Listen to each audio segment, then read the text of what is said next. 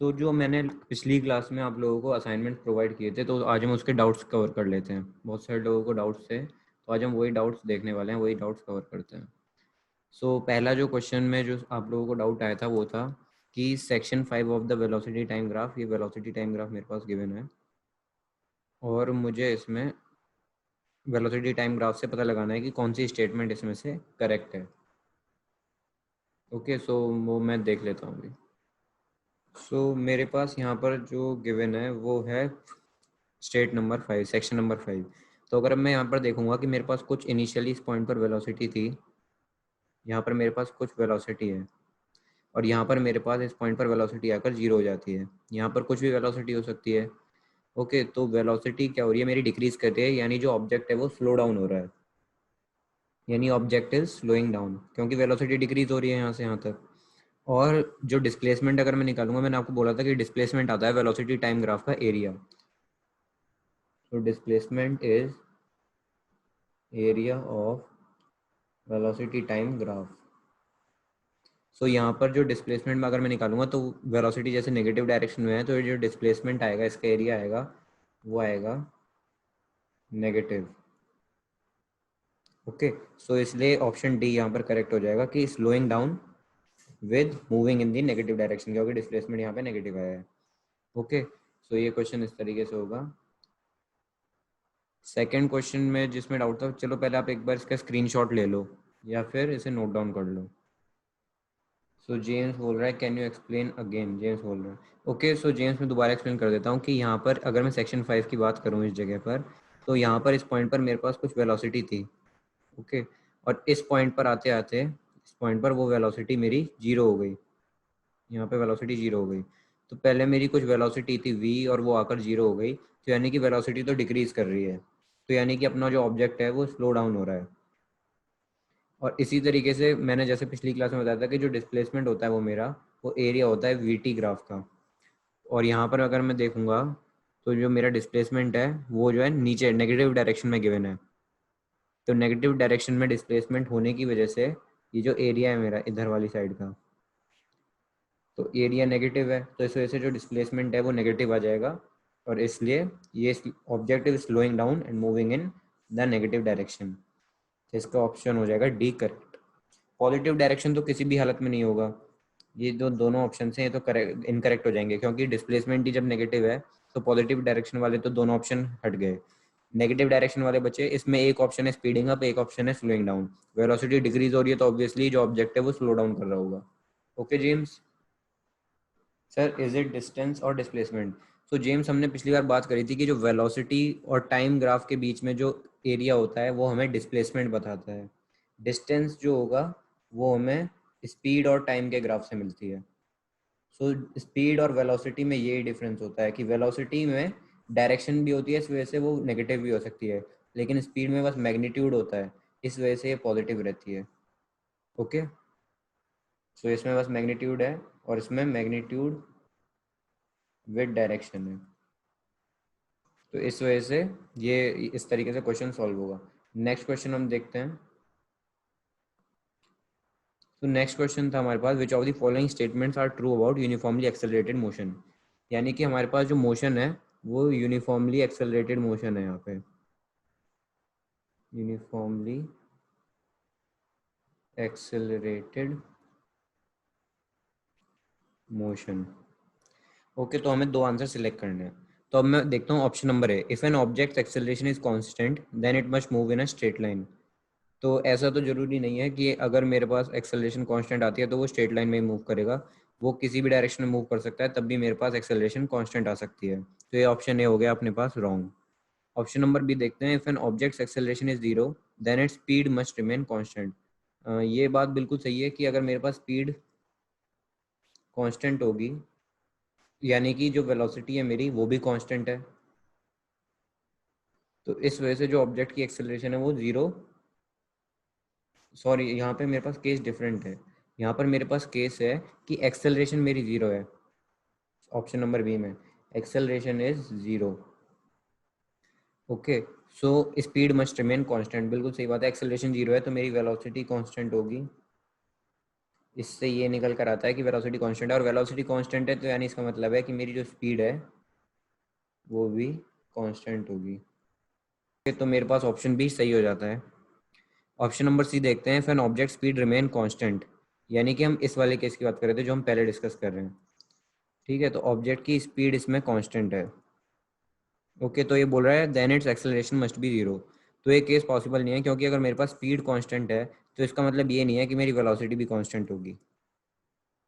ये पॉसिबल नहीं है, क्योंकि वेलोसिटी मेरी कांस्टेंट है, तो उससे ये पॉसिबल है कि मेरी स्पीड बिल्कुल कांस्टेंट होगी। लेकिन अगर स्पीड कांस्टेंट है तो इसका रिवर्स ये ट्रू नहीं है कि वेलोसिटी भी कांस्टेंट होगी। ओके, क्योंकि लेट्स से कि अगर मेरा ऑब्जेक्ट किसी सर्कुलर पाथ में मूव कर रहा है इस तरीके से, ये मेरा कोई सर्कुलर पार्क था और इसके बराबर में रोड बन रही है, और मैं यहाँ पर मूव कर रहा हूँ साइकिल लेकर अपनी कांस्टेंट स्पीड से। लेकिन अगर मैं देखूँ यहाँ पर डिस्प्लेसमेंट तो मेरा बार बार जीरो हो रहा है। अगर मैं इस पॉइंट से स्टार्ट कर रहा हूँ, ये मेरी स्टार्ट लाइन है, तो मैं जब स्टार्ट लाइन से जब मैं रोटेट कर रहा हूँ इस तरीके से, तो अगर मैं वापस आकर देखूँ तो मेरा डिस्प्लेसमेंट जीरो हो रहा है। कभी कभी बढ़ रहा है, कभी डिस्प्लेसमेंट घट रहा है। तो डिस्प्लेसमेंट जब कांस्टेंट नहीं है तो मेरी ऑब्वियसली वेलोसिटी भी वेरी कर रही है। तो इस वजह से यहाँ पर ये जो सी ऑप्शन नहीं हो जाता है मेरा इनकरेक्ट। ऑप्शन डी की बात करें, if the object direction of motion is changing then its acceleration is not zero. बिल्कुल सही बात है, यही सेम केस है कि यहाँ पर जिस तरीके से मैं डायरेक्शन अपनी बार बार चेंज कर रहा था मोशन की, तो यहाँ पर जो वेलोसिटी है वो मेरी कांस्टेंट नहीं है। तो इस वजह से जो एक्सेलरेशन है मेरा वो भी जीरो नहीं होगा, एक्सेलरेशन की भी कुछ वैल्यू आएगी। इसलिए option B and D are correct. Okay, तो इसका भी आप स्क्रीनशॉट ले सकते हैं। ओके, तो सब लोगों को क्लियर हो गया है? ठीक है, तो मैं नेक्स्ट मूव करता हूँ। असीम, आपको क्लियर हुआ ये? ठीक है, ठीक है, तो मूव करते हैं हम नेक्स्ट क्वेश्चन नंबर, हम देख लेते हैं next question number third. So a stone is thrown vertically upwards with an initial velocity of 5 metre per second. Let's say ये है मेरा स्टोन, ये मेरा है स्टोन। इसको मैंने क्या किया, 5 मीटर पर सेकेंड से ऊपर फेंक दिया। ओके, सो अब ये बोल रहा है कि 3 सेकेंड्स बाद मेरी वेलोसिटी कितनी होगी। सो लेट्स से 3 सेकेंड बाद कुछ मेरा ये स्टोन ऊपर यही है हवा में। सबसे पहले देख लेते हैं कि मैक्सिमम डिस्टेंस कितना ट्रेवल करेगा। हो सकता है ये स्टोन यहाँ पे आ गया हो 3 सेकंड बाद, हो सकता है ये यहीं पर हो सकता है ये सबसे अपने हाईएस्ट पॉइंट पर पहुंच गया हो। तो सबसे पहले कैलकुलेट करते हैं कि ये ऑब्जेक्ट जो है मैक्सिमम डिस्टेंस कितना मूव करेगा, इसकी मैक्सिमम हाइट कितनी अचीवेबल होगी। तो उसके लिए हम क्या देखेंगे कि हमें पता है कि टॉप पॉइंट पर जाकर v की वैल्यू हो जाती है zero, final velocity is equal to zero. ठीक है, तो हम उसी तरीके से यहाँ पर आराम से फाइंड आउट करते हैं कि कितना डिस्टेंस मूव करा होगा। तो फॉर्मूला लगाएंगे हम, v square is equal to u square plus 2as। अब अगर मैं स्टोन को ऊपर फेंक रहा हूँ इस तरीके से, तो ग्रेविटेशनल एक्सेलरेशन लग रहा होगा नीचे।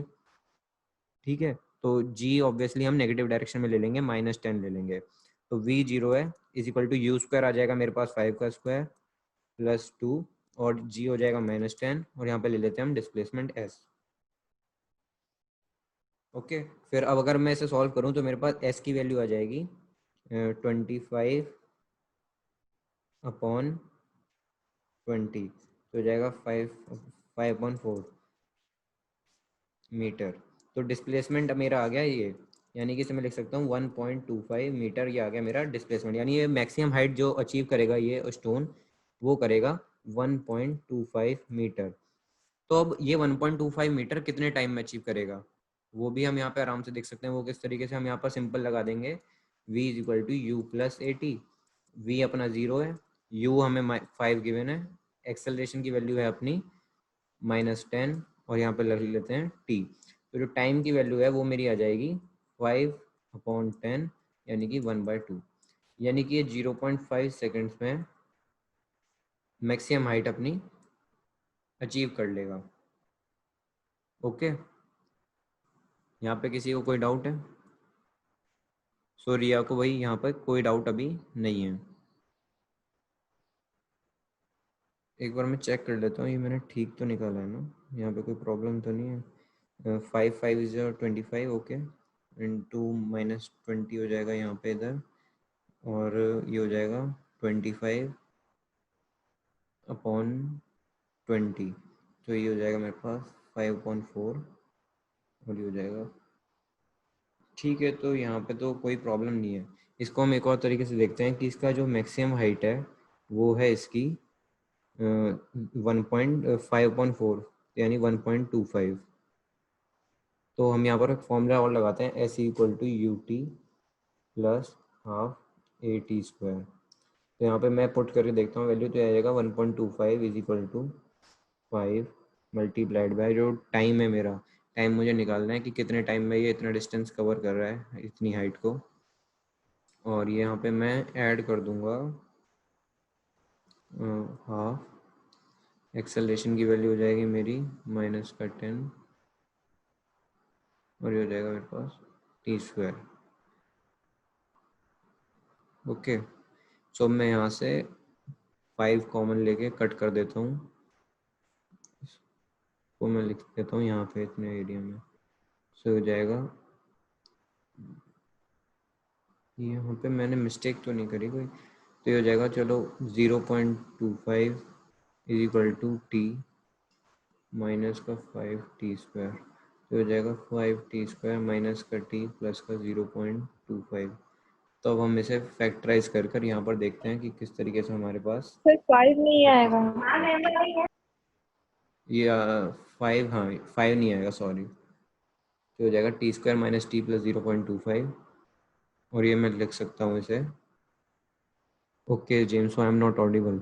ठीक है, तो मैं अब ऑडिबल हूँ। तो अब अभी हमने क्या किया था यहाँ पर कि जो स्टोन का था उसको हमने ऊपर वाली डायरेक्शन में फेंका था।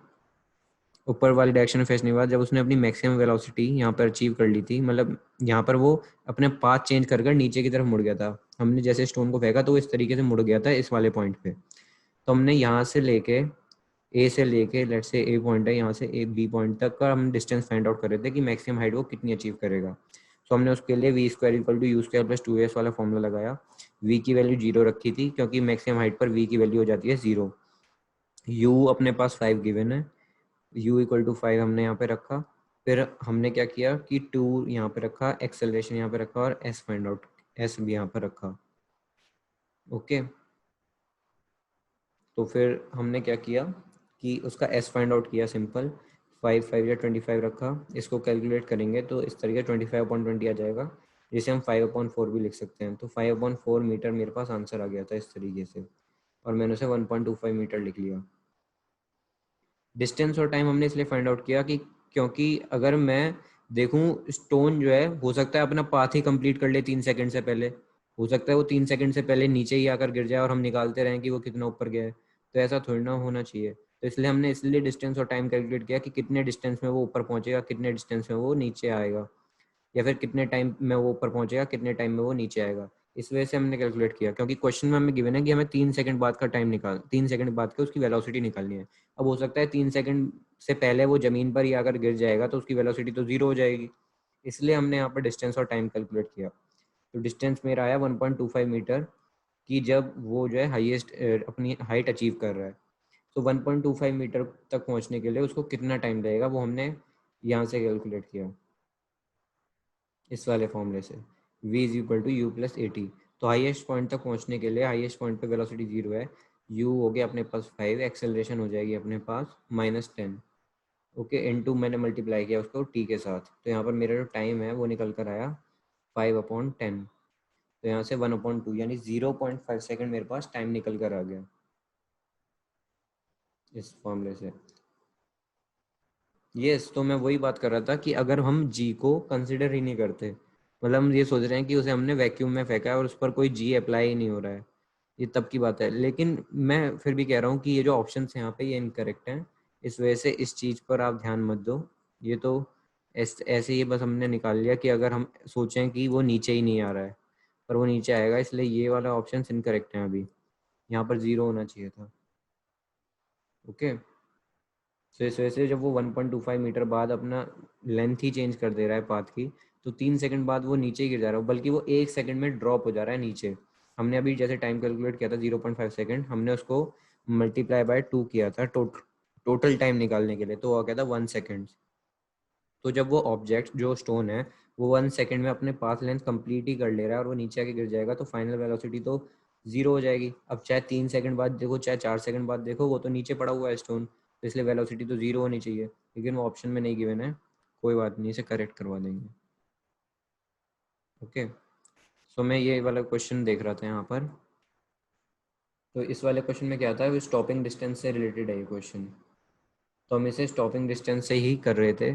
तो एक्स मीटर वो जो है एक बात जो है रुक जाती है, यानी यहाँ पर जो है फाइनल वेलोसिटी जो थी उसकी वो जीरो हो गई होगी इस जगह। Assuming that the deceleration due to the brakes is constant, यानी अपनी जो एक्सेलरेशन है डी एक्सेलरेट, क्योंकि जब बॉडी वो कार रुकेगी तो डी एक्सेलरेट होकर रुकेगी, तो वो डी एक्सेलरेशन कांस्टेंट है। What would be the skipping distance of the same car if it were travelling with twice the initial speed. यहाँ पे जो क्वेश्चन आपको असाइनमेंट में दिया गया था वहाँ पे ट्वाइस वर्ड मिसिंग था, तो यहाँ पे आप जोड़ लीजिएगा इस ट्वाइस को। तो शायद अब ये क्वेश्चन आप लोगों से सॉल्व हो जाना चाहिए। मैं फिर भी आपको इसको एक बार जूम कर इसे सॉल्व कर दिखाता हूँ किस तरीके से हम इसे सॉल्व करेंगे। ओके, सो क्वेश्चन था मेरे पास ये, अब हम इसे सॉल्व करते हैं। तो मैंने स्किपिंग डिस्टेंस की आपसे बात करी थी उस समय, तो मैं यहाँ पे सिंपल फॉर्मूला लगाता हूँ, v square is equal to, yes ये स्टॉपिंग डिस्टेंस है एक्स मीटर, तो v square is equal to u square plus 2 AX। v अपने पास जीरो है, u अपने पास यहाँ पर v नॉट गिवन है, u is equal to v naught initial velocity जिसे हम कह रहे हैं। ओके, सो इनिशियल वेलोसिटी अपने पास v नॉट है, इसका हमने स्क्वायर कर दिया, और प्लस 2a, और x हमारे पास x मीटर गिवन है, तो हमने यहाँ पे 2x रखा। तो सिंपल जो v नॉट मैं इसे लिख सकता हूँ v naught square minus is equal to 2ax, और यहाँ पर हम जो है एक्सेलरेशन की वैल्यू फाइंड आउट कर सकते हैं, वो आ जाती है मेरी minus of v naught square upon 2x। ये मेरी एक्सेलरेशन की वैल्यू आ जाती है जो कि कांस्टेंट है थ्रू आउट। अब मुझे क्या गिवन है क्वेश्चन में, मुझे पूछा है उसने कि what would be the skidding distance, skidding distance कितना होगा, कि वो स्टॉपिंग डिस्टेंस, स्किडिंग मतलब कार स्किड भी कर रही है, स्किड भी करके रुकती है ना, कार घिसटती है, उसके टायर को घिसटने को हम स्किड कह रहे हैं। अब चाहे हम उसे स्टॉपिंग डिस्टेंस बोलें चाहे स्किडिंग डिस्टेंस बोलें, बात एक ही है। एक्सेलरेशन यहाँ पे हमने फाइंड आउट कर लिया। अब नेक्स्ट पार्ट बोला है कि what would be the skidding distance of the same car if it were travelling with twice the initial speed. तो सेम फॉर्मूला में अप्लाई करेंगे यहाँ पे, v square is equal to u square plus 2as। V अपना zero हो जाना है, you ये बोल रहा है कि ट्वाइस हो चुकी है पिछली बार से, तो पहले थी वी नॉट, तो अब हो चुकी है 2v0, तो 2v0 का मैं स्क्वायर कर दूंगा यहाँ पे, और प्लस 2as। एस मेरा मुझे फाइंड आउट करना है कितना आएगा इस बार, तो मैं इसे अगर लिखूंगा तो हो जाएगा उधर वाली साइड जाके माइनस का 4v0 स्क्वायर और इज इक्वल टू 2as। अब मैं अगर इसे सॉल्व करूंगा तो ये मेरा हो जाएगा माइनस का 4v0 square is equal to 2। Acceleration मैंने यहाँ पे फाइंड आउट किया था इधर, वो मैं उठा के रख देता हूँ, ये हो जाएगा माइनस का v0 स्क्वायर अपॉन 2x, और ये s, 2 से 2 कैंसिल हो जाएगा, माइनस से माइनस कैंसिल हो जाएगा, और 4 से 4, तो ये मेरा आ जाएगा 4x is equal to s। तो मेरे पास ये हो गया आंसर 4x, और ये मेरा ऑप्शन हो गया सी। ओके, तो मैंने सिंपल कुछ नहीं किया, पहले वाले स्टेप से एक्सेलरेशन निकाली और उसे उठाकर मैंने दूसरे स्टेप में यहाँ पे पुट डाउन कर दिया इस जगह, और इनिशियल वेलोसिटी मैंने ट्वाइस से मल्टीप्लाई कर दी थी। तो हम नेक्स्ट क्वेश्चन देख लेते हैं, आप चाहो तो इसका स्क्रीनशॉट ले लो एक बार, एक मिनट इस चीज़ का, होप सो आपने स्क्रीनशॉट ले लिया होगा। नेक्स्ट क्वेश्चन देख लेते हैं। नेक्स्ट क्वेश्चन कह रहा है what is distance of the ball after 1 2 3 4 5 seconds assuming g is equal to 10 metre per second. तो बॉल जो है फॉल हो रही है, तो ऑब्वियसली बॉल किसी पॉइंट से ही फॉल हो रही होगी, लेट से ये कोई पॉइंट है मेरा ए और ये कोई पॉइंट है मेरा बी। तो यहाँ पर ये मेरी बॉल थी, मैंने क्या किया इसको ड्रॉप किया नीचे, तो ये पूछ रहा है कि 1 सेकंड बाद, 2 सेकंड बाद, 3 सेकंड बाद, 4 सेकंड बाद, 5 सेकंड बाद ये कहाँ पे होगी, किस जगह पर होगी। जी की वैल्यू मुझे 10 मीटर पर सेकंड स्क्वायर लेनी है, जी पॉजिटिव लेंगे क्योंकि ये ऊपर से नीचे आ रहा है और जी भी अपना नीचे ही लगता है। ठीक है, तो सिंपल फॉर्मूला लगाते हैं हम यहाँ पे, तो हम यहाँ पे फॉर्मूला लगा सकते हैं s equal to u t plus half a t square. Okay, अब यहाँ पे मुझे एस की वैल्यू फाइंड आउट करनी है। यू मेरा जीरो है क्योंकि इनिशियली मैं बॉल को ड्रॉप कर रहा हूँ, फॉल हो रही है बॉल, छोड़ रहे हैं हम उसे, तो यू हो जाएगा मेरा जीरो और plus half a t square. A की वैल्यू यहाँ पे 10 ले लेंगे, यानी ए जो है जी के इक्वल हो गया, ये हो जाएगा जी टी स्क्वायर। तो s is equal to half into 10 into t square. तो इस चीज़ को मैं यहाँ पुट कर लूँ अगर, तो हो जाएगा मेरा s is equal to 5 t square. तो बस हमारे पास एक्सप्रेशन आ गई है, हम पुट करते रहते हैं जो टाइम हमें गिवन है। टाइम पहले हमें गिवन है 1 सेकेंड, तो 1 सेकेंड के लिए अगर मैं पुट करूँगा एस एट 1 सेकेंड, वो आ जाएगा मेरा 5 इंटू 1 का स्क्वायर, यानी कि 5 मीटर्स, 5 मीटर। इसी तरीके से जब मैं 2 सेकेंड्स के लिए देखूंगा तो एस हो जाएगा 5 इंटू 2 का स्क्वायर, ये हो जाएगा मेरा 20 मीटर। ओके, इसी तरीके से जब मैं 3 सेकेंड्स के लिए देखूंगा तो ये हो जाएगा मेरा 45 मीटर। 3 पुट कर देंगे बस टी की जगह। इसी तरीके से जब मैं 4 सेकेंड्स के लिए देखूंगा तो यहाँ पे 4 पुट कर देंगे और ये हो जाएगा 4 4 जा 16 एंड 16 5 जा 80 मीटर। और इस तरीके से 5 सेकेंड के लिए मैं देखूंगा तो आ जाएगा 125 मीटर। तो मेरे पास ये डिस्प्लेसमेंट की वैल्यूज आ गई हैं पांचों टाइम के लिए, और ये ऑप्शन बी से मैच करिए, तो option B is the correct. Okay, so यही था इस क्वेश्चन में। ये सब आप लोगों के डाउट से जो क्लियर हो गए हैं होंगे। ओके, तो जेम्स को क्लियर हो गए, रिया आपको, असीम, हिमांशु, सौरभ, सुमित, सबके चलो आंसर धीरे धीरे आ रहे हैं। ठीक है ठीक है ठीक है, फिर तो नेक्स्ट मूव करते हैं हम नेक्स्ट टॉपिक पर। सो अभी हमने क्या किया, लास्ट क्लास में जो असाइनमेंट्स थे उनके डाउट देखे थे। अब एक नया टॉपिक ले लेते हैं, वो है रिलेटिव वेलोसिटी। तो अब ये रिलेटिव वेलोसिटी क्या होती है? सो आप सब लोग जो है ट्रेन में ट्रेवल करते होंगे, ट्रेन में सभी ने मूव किया होगा। सो लेट्स से कि ये मेरी कोई एक ट्रेन है जो इधर मूव कर रही है, ये कोई ट्रेन ए है।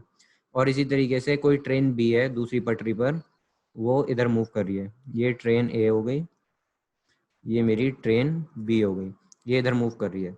तो अब अगर ये दोनों ट्रेन आपस में बिल्कुल पैरेलली मूव करेंगी तो कभी कभी आपको लगता होगा, अगर मैं इस इधर वाली पोजीशन पर बैठा हुआ हूँ और कोई इस ट्रेन में बंदा बैठा हुआ है कोई, तो अगर मैं विंडो से यहाँ से देखूंगा दोनों ट्रेन की, तो मुझे लगेगा कि ये जो दूसरा पर्सन है दूसरी ट्रेन में, वो एक जगह सेम डिस्टेंस पर है, अगर ये दोनों ट्रेन इक्वल वेलोसिटी से मूव कर रही हैं। ये चीज़ आपने भी नोटिस करी होगी, या फिर गाड़ी में भी आप बैठते होगे, तो अगर आपके बराबर से कोई गाड़ी बिल्कुल इक्वल स्पीड में जा रही है तो वो गाड़ी आपको लगता होगा कि ये हमारे साथ ही चल रही है, ये बिल्कुल मूव नहीं कर रहा है। तो ये जो कंसेप्ट होता है, इसको समझने के लिए ही हम रिलेटिव वेलोसिटी का कंसेप्ट पढ़ते हैं।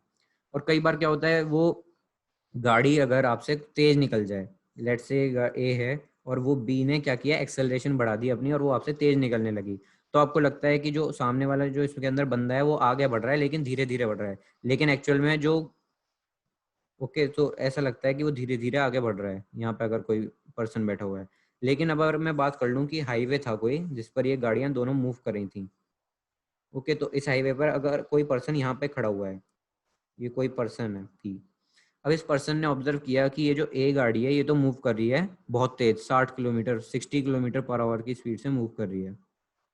तो ऑब्वियसली अगर बी को ए से आगे निकलना है, बी गाड़ी को ए से आगे निकलना है, तो उसको अपनी स्पीड ज़्यादा ही रखनी पड़ेगी।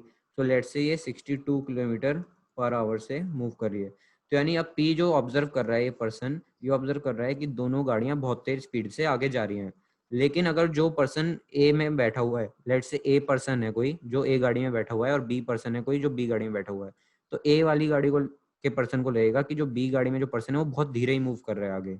उसे इतना नहीं आभास होगा कि ये बहुत तेज जा रहा है, जितना पॉइंट पी को आभास हो रहा है कि वो बहुत तेज जा रहा है।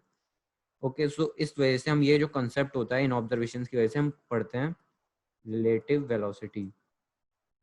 रिलेटिव वेलोसिटी का कंसेप्ट इसी वजह से निकल कर हमारे सामने आता है। सो अब हम बात कर लेते हैं, लेट्स से कि हमारे पास दो ऑब्जेक्ट्स हैं, एक ऑब्जेक्ट है ए और एक ऑब्जेक्ट है हमारे पास बी। दोनों के दोनों मूव कर रहे हैं uniformly with average velocity V A. इसकी कुछ वेलोसिटी है वी ए और इसकी कुछ वेलोसिटी है वी वी, जिससे ये मूव कर रहे हैं। ओके, सो अब लेट्स से कि ये किसी, जब टाइम इनका 0 था तो ये किसी पोजीशन एक्स ए पर था, टाइम इक्वल टू 0 पर जो पोजीशन ऑफ ए थी वो थी एक्स ए और पोजीशन ऑफ बी थी एक्स बी, किसी टाइम इक्वल टू 0 पर। लेकिन अगर मैं बात करूं किसी टी टाइम की, तो पोजीशन ऑफ एक्स ए हो गई, लेट्स से